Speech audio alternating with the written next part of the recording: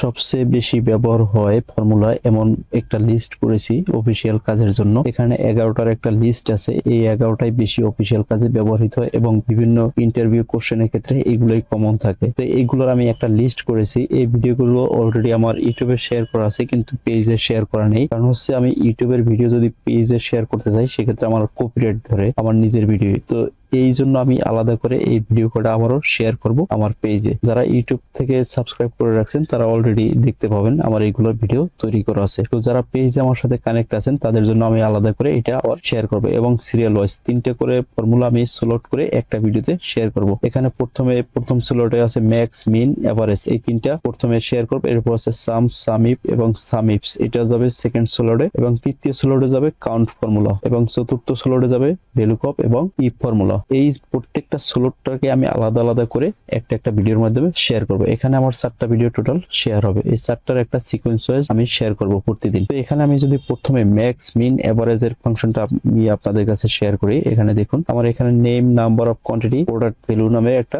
List আছে। এখন আমি এখান থেকে চাচ্ছি সবচেয়ে বড় কোয়ান্টিটি যে সংখ্যাটা সেটা আমি এখানে নিচে নামাবো, বা ম্যাক্স কোয়ান্টিটি আমি এখানে লিখি, এখানে নিয়ে আসতে পারবো ম্যাক্স। আমি চাচ্ছি এখানে ম্যাক্স কোয়ান্টিটিটা আমি এখানে শো করাবো। তো এই কোয়ান্টিটির ভিতর সবচেয়ে ম্যাক্স কোয়ান্টিটি কোনটা, তো এটার জন্য আমরা যদি দেখতে চাই সেক্ষেত্রে এখানে আমরা লিখবো MAX। ম্যাক্স লেখার পর ট্যাব বাটনে ক্লিক করব। আমরা জাস্ট এই রেঞ্জটাকে সিলেক্ট করে এন্টার করে দেব।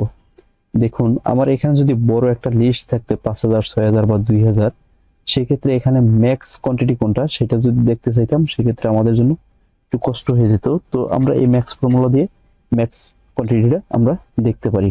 এই যে দেখুন ম্যাক্স, এখানে ম্যাক্স সর্বোচ্চ সংখ্যা কোনটা, 70, এখানে চলে আসছে। ঠিক সেম ভাবে আমরা যদি এখানে মিন দেখি, মিন মানে হচ্ছে সর্বনিম্ন যে সংখ্যাটা সেটার নাম হচ্ছে মিন। তো এই মিন ফাংশন দ্বারা আমরা সর্বনিম্ন কোয়ান্টিটি কোনটা সেটা দেখার জন্য আমরা এখানে এই ফর্মুলাটা লিখবো। তো এখানে যদি আমরা লিখি ইকুয়াল সাইন মিন, লেখার পর ট্যাব বাটনে ক্লিক করব। এখান থেকে আমরা রেঞ্জটাকে সিলেক্ট করে দেব, এরপরে এন্টার বাটনে ক্লিক করব। দেখুন এখানে সর্বনিম্ন কোয়ান্টিটি যেটা হচ্ছে সেটা হচ্ছে 20 পিস। ঠিক সেম ভাবে আপনি যদি মিন ভ্যালুটাও দেখতে চান, এখানে আমরা মিন লিখবো ইকুয়াল সাইন দিয়ে, মিন লেখার পর ট্যাব বাটনে ক্লিক করব। এখান থেকে যদি আমরা অ্যামাউন্টের রেঞ্জটাকে সিলেক্ট করে দিই, এরপর এন্টার দিই, দেখুন আমার এখানে সর্বনিম্ন হচ্ছে 1800 টাকা এই যে ভ্যালু। ম্যাক্স মিন ঠিক সেম ভাবে এভাবে কাজ করে। এখন যদি আমরা চাই এভারেজ কোয়ান্টিটি, এভারেজ কোয়ান্টিটিটা যদি আমরা এখানে দেখতে চাই টোটাল এভারেজ কোয়ান্টিটি কত আছে এখানে, তো সেক্ষেত্রে আমরা কোন ফর্মুলা ব্যবহার করব সেটা হচ্ছে এভারেজ। এখানে ইকুয়াল সাইন দেব, AVERAGE, লেখার পরে ট্যাব বাটনে ক্লিক করব।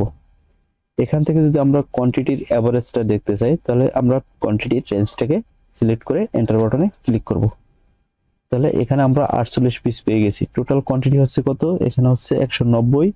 190 এর যদি আমরা 4 দিয়ে ডিভাইড করি 48 পাবো, এই যে এভারেজ কোয়ান্টিটি। দেখুন আমার এখানে এভারেজ কোয়ান্টিটি। ঠিক সেম ভাবে আপনার যে অ্যামাউন্টের এভারেজ চাচ্ছেন, এখানে যদি আমরা অ্যামাউন্টের এভারেজ খুঁজে নেই, এখান থেকে আমি এভারেজ লেখার পর ট্যাব বাটনে ক্লিক করলাম। অ্যামাউন্ট থেকে এখানে অ্যামাউন্ট রেঞ্জ সিলেক্ট করে এন্টার বাটনে ক্লিক করব। তো এই টোটাল অ্যামাউন্টের আমার এভারেজ হচ্ছে 4275 পিস। এখানে পিসের সেটিং হচ্ছে আমার এটা চলে আসছে, এই জন্য অ্যামাউন্টে এখানে পিস আসছে। আমরা যদি এই ভ্যালুর এটাকে সিলেক্ট করে এখান থেকে ফরম্যাট প্রিন্টারে ক্লিক করি, এখান থেকে আমরা যদি এটাকে সিলেক্ট করে দিই, দেখুন এই যে টাকা, এই ফরম্যাটটা কপি হয়ে আসছে। এখন দেখা যায় যদি আমি এই ফরম্যাটটাকে ফরম্যাট প্রিন্টারে ক্লিক করি, এখান থেকে আমি যদি এটার উপরে রাখি তাহলে আমার পিসেস চলে আসবে। তো এটাই হচ্ছে আমার প্রথমে এইটার ফরম্যাট প্রিন্টার ছিল, যার কারণে এই ফরম্যাটটা আসছিল। তো দেখুন এইভাবেই এভারেজটাও করতে পারবেন। তো আশা করি আপনাদের কাছে এই ভিডিওটা ভালো লাগবে, আর ভিডিওটা শেয়ার করে প্রোফাইলে সেভ করে রাখতে পারবেন, মনে না থাকলে পুনরায় আবার দেখতে পারবেন। আজকে পর্যন্ত সবাই ভালো থাকবেন, আসসালামু আলাইকুম।